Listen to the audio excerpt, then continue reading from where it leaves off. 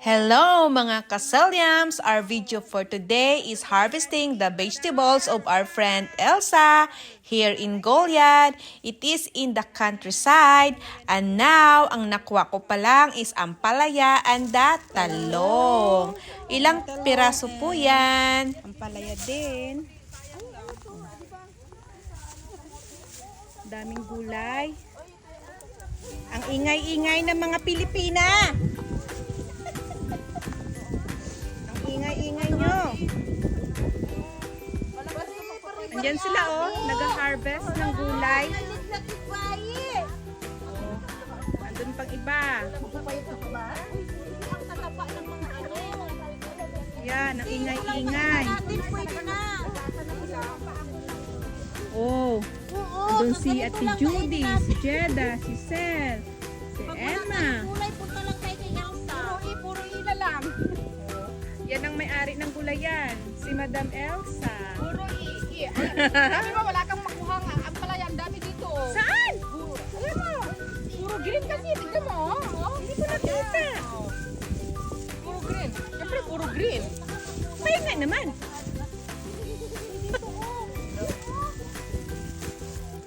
Ayan, dami. Upo ako ng isa.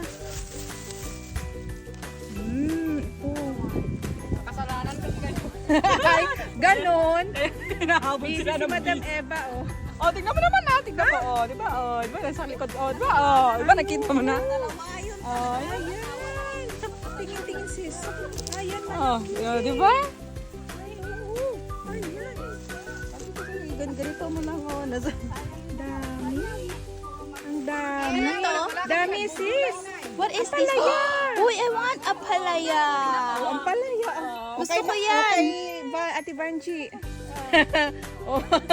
Cheese. Cheese. Gusto Ayun. ko yan. Masarap ang ampalaya. Ay, thank you, Elsa. This is a blessing. Ay, Dami. kuha na lang ako mamaya sa'yo. Kahit 2 lang pieces. Ano yun?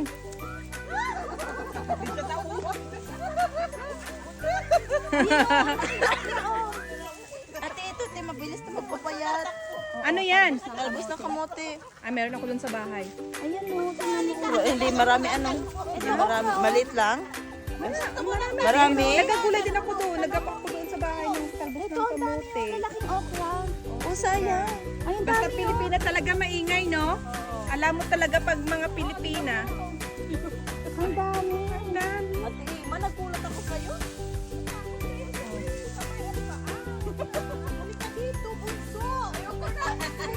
May pasok ako dito. Hanap-hanap ako dito. Ito sili to eh. Ay, oh, meron na oh. Gusto Ano mo yan? sili? Ano yan? Maanghang. Yan yung nilagay. Sila kasi kanina. Wow. Ang laki ng sili na buyo. Ito ang palaya. Hanap-hanap tayo dito. Baka meron pang ano. Wala pa akong paglagyan ka. Masarap to sa paksiw. Ito oh. Oo, lagyan ko sa ng paksiw yung kanina.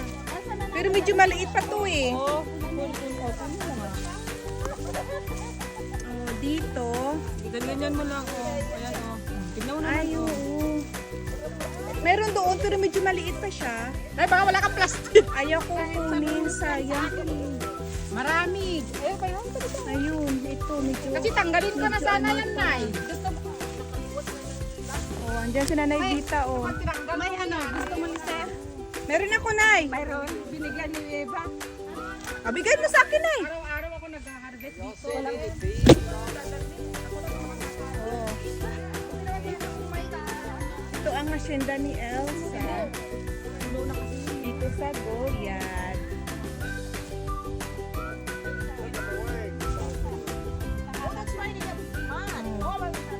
Yan.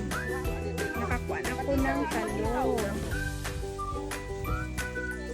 Yeah. 2,000 years later. Doon na naman sila.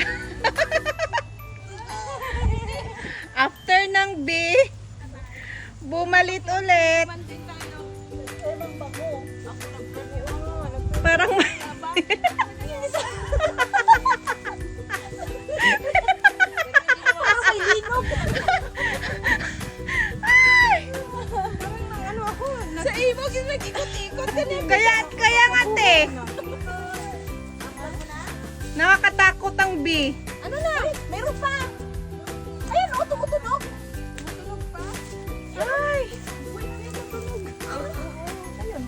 Hindi sila natakot sa bee. Lumabas ulit. Pasaya sa labas. Manok, lalig-laki ba? Ito ang asyenda ni Madam Elsa. Ang lawak-lawak. Doon, Sure na yun. yun na bahay, kapatid yan ng father-in-law niya. Na house. Hindi ko alam pulo ng panty ko. Oh my God!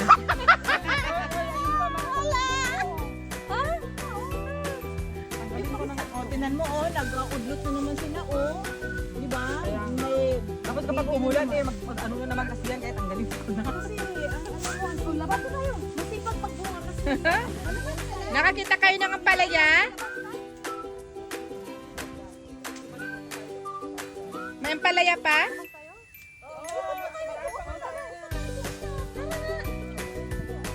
Saan sila pupunta? Ewan ko. Ewan ko sa kanila, te. Ay, punta tayo doon. Saan? Ampun sila. Sa labas daw. Ah, baka doon sa ginana namin, te. Yung nag-drive si Eva. Oo. Hindi natin pupunta. Malayo ka? Ano, mag-iko? Yung kay Ate Judy, yung ganito. May nakuha kayang palaya? Si Ate, Jeda?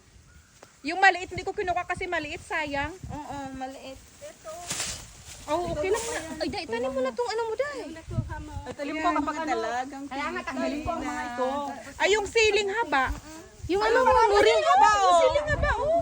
Ayaw niya ng siling haba? Ayun, pang nilaga, sinigang.